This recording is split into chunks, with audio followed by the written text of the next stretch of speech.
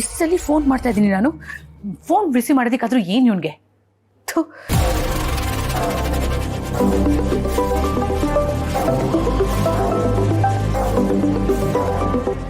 ಯಾರದು ರವಿ? ಅವಾಗಿಂದ ಅಷ್ಟು ಸಲ ಫೋನ್ ಮಾಡ್ತಿದ್ದಾರೆ, ರಿಸೀವ್ ಮಾಡಿ ಮಾತಾಡಬಾರ್ದಾ? ಬಂಗಾರಿ, ಯಾರೋ ಬ್ಯಾಂಕ್ನವರು ಅವ್ರ ಕ್ರೆಡಿಟ್ ಕಾರ್ಡ್ ಟಾರ್ಗೆಟ್ ರೀಚ್ ಆಗಕ್ಕೆ ಅಂತೇಳಿ ತಲೆ ತಿಂತಾ ಇದ್ದಾರೆ. ಇರು, ಮುಗಿದು ಬಿಟ್ಟು ಬರ್ತೀನಿ.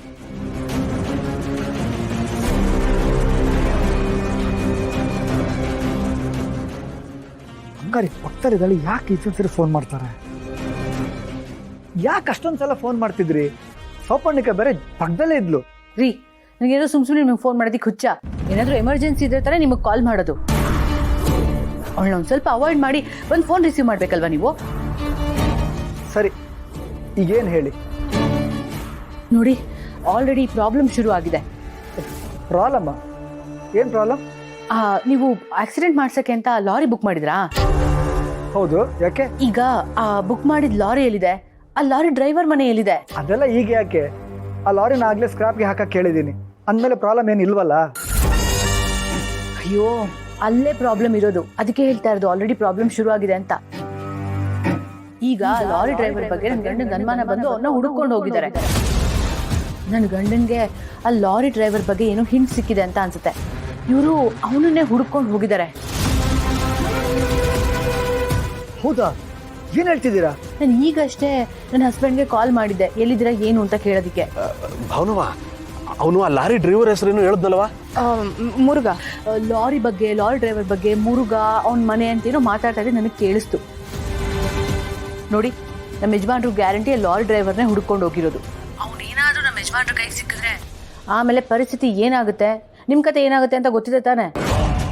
ಸರಿ, ನಾನು ಈಗಲೇ ಫೋನ್ ಮಾಡ್ತೀನಿ. ಅದೇನು ಮಾಡ್ತಿರೋ ಮಾಡಿ, ಅದೇ ಸ್ವಲ್ಪ ಬೇಗ ಮಾಡಿ. ಯಾವುದೇ ಕಾರಣಕ್ಕೂ ಆ ಡ್ರೈವರು ಮತ್ತು ಲಾರಿ ನಮ್ಮ ಯಜಮಾನ್ರಿಗೆ ಸಿಗದೇ ಇರೋ ಹಾಗೆ ನೋಡ್ಕೊಳ್ಳಿ ಅಷ್ಟೇ. ನಿಮ್ಮ ಕಾಳಜಿ ನನಗೆ ಅರ್ಥ ಆಗುತ್ತೆ ಅತ್ತೆ, ಆದರೆ ಇದೇ ಮೊದಲನೇ ಸಲ ಏನಲ್ವಲ್ಲ. ಈ ಹಿಂದೆ ಕೂಡ ಅವ್ರು ಎಷ್ಟೋ ಸಲ ನಾವು ಅವ್ರ ಮೇಲೆ ಇಟ್ಟಿದ್ದ ನಂಬಿಕೆನ ಕಳ್ಕೊಂಡಿದ್ದಾರೆ. ಅದಕ್ಕೆ ನನಗೆ ಈ ಸಲನೂ ಅವ್ರ ಮೇಲೆ ನಂಬಿಕೆ ಬರ್ತಾ ಇಲ್ಲ. ಮಾವ, ಅತ್ತೆ, ನೀವು ಒಂದ್ಸಲ ಅವ್ರನ್ನ ಒಳಗೆ ಕರೆಸಿ ನಿಮ್ಮೆಲ್ಲರ ಮುಂದೆ ಅವರು ನಾನು ಇನ್ಮೇಲೆ ಸರಿಯಾಗಿ ನಡ್ಕೋತೀನಿ ಅಂತ ಮಾತು ಕೊಟ್ರೆ ಅವಾಗ ಮಾತ್ರ ನಾನು ಅವ್ರ ಜೊತೆ ಹೋಗ್ತೀನಿ. ವೀಣಾ, ನಿನಗೆ ಗೊತ್ತು, ಅವ್ನು ನಮ್ಮ ಜೊತೆ ಸರಿಯಾಗಿ ಮುಖ ಕೊಟ್ಟು ಮಾತಾಡಲ್ಲಮ್ಮ. ನಾನೇನೋ ಹೇಳೋದು, ಅವನೇನೋ ಹೇಳೋದು, ಮತ್ತೆ ಜಗಳ ಆಗುತ್ತೆ ಅಂತ ಅಷ್ಟೆ.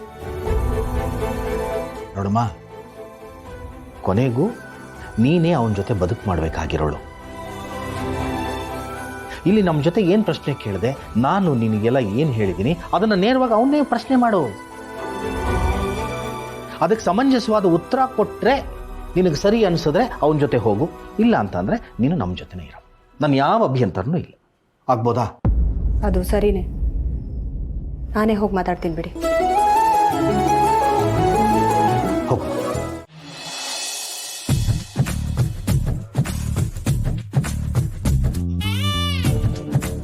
ಅಯ್ಯೋ, ಎಲ್ಲೋ ಬಿಟ್ರಿ ಇವರು? ಮನೆಗೆ ಹೋಗ್ಬಿಟ್ರಾ? ಅಪ್ಪ, ವೀಣಾ ಬಂದ್ಬಿಟ್ಯಾ? ಎಲ್ಲ ನೀನು ಬರೋದಿಲ್ಲ ಅಂತ ಅನ್ಕೊಂಡಿದ್ದೆ, ಸದ್ಯ ಬಂದಿಯಲ್ಲ.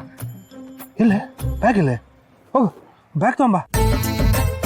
ಇಷ್ಟು ದಿನ ನೀನು ಇರ್ಲಿಲ್ವಲ್ಲ, ಮನೆ ದಿಕ್ಕು ಅನಿಸ್ತಿತ್ತು. ಈಗೆಲ್ಲ ಒಂದೇ ಸಲ ಖುಷಿ ಸಿಕ್ಕಾಗ ಅನಿಸ್ತಾ ಇದೆ ನನಗೆ. ಹಲೋ ಹಲೋ ಹಲೋ, ಒಂದು ನಿಮಿಷ ಗ್ಯಾಪ್ ಕೊಡ್ರಿ. ಬಿಟ್ರೆ ಇಲ್ಲೇ ಭಾಷಣ ಮಾಡೋಕೆ ಶುರು ಮಾಡ್ಬಿಡ್ತೀರಲ್ಲ ನೀವು. ಏನೇ ನೀನು ನನ್ನ ಮಾತು ಭಾಷೆ ಅಂತ ಅನಿಸ್ತಾ ಇದೆಯಾ? ಹೃದಯದಿಂದ ಮಾತಾಡ್ತಿದ್ದೀನಿ ಕಡೆ. ಹೃದಯ ಅದು ಬೇರೆ ಇದೆಯಾ ನಿಮಗೆ? ಈ ಬಣ್ಣದ ಮಾತಿಗೇನು ಕಮ್ಮಿ ಇಲ್ಲ ಬಿಡಿ. ಈಗ ನಾನು ನಿಮ್ಮ ಜೊತೆ ಸ್ವಲ್ಪ ಮಾತಾಡಬೇಕು. ಬೆಂಕಿ ಚೆಲುವಿನ ಸಮಾಧಾನ ಮಾಡಿ ಕಳಿಸಿ ಅವ್ರ ಮೂಗಿಗೆ ತುಪ್ಪ ಸವರಿ ಕಳಿಸಿದಷ್ಟು ಈಸಿ ಅಲ್ಲ ನನ್ನನ್ನು ಕನ್ವಿನ್ಸ್ ಮಾಡೋದು. ನೀವು ನಿಜವಾಗ್ಲೂ ಬದಲಾಗಿದ್ದೀರೋ ಇಲ್ಲ ಬದಲಾಗಿರೋ ಥರ ನಾಟಕ ಆಡ್ತಿದ್ದೀರೋ ಅನ್ನೋದು ನನಗೆ ಗೊತ್ತಾಗಬೇಕು. ಓ ವೀಣಾ, ನಾನು ಬದಲಾಗಿದ್ದೀನಿ ಕಣೆ, ಎರಡನೇ ಮಾತಾ ಇಲ್ಲ.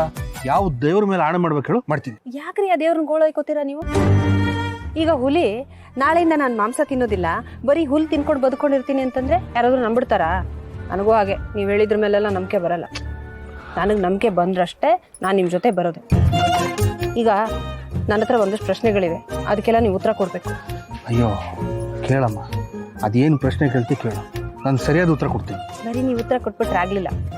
ಆ ಉತ್ತರ ನಿಜ, ಆ ಉತ್ತರ ಸರಿ ಅಂತ ನನಗನ್ನಿಸ್ಬೇಕು. ಅವಾಗಿಂದ ಅಲ್ಲಿ ನಿತ್ತು ಕಾಲೆಲ್ಲ ನೋಡ್ತಾ ಇದೆ ಕಣೆ. ಒಂದು ಸ್ವಲ್ಪ ಹೊತ್ತವ್ರೆ ತಲೆ ಸುತ್ತು ಬಿದ್ದುಬಿಡ್ತೀನಿ ಅಷ್ಟೇ. ಕೇಳು ಅದೇನು ಅಂತ. ನೋಡ್ರಿ, ಇಷ್ಟು ದಿವಸ ನೀವು ಹೇಗಿದ್ರು ಅದನ್ನೆಲ್ಲ ಬಿಟ್ಬಿಟ್ಟು ಇನ್ನು ಮುಂದೆ ಬದಲಾಗಬೇಕು, ಬದಲಾಗಲೇಬೇಕು ಅಂತ ನಾನು ಹೇಳ್ತೀನಿ.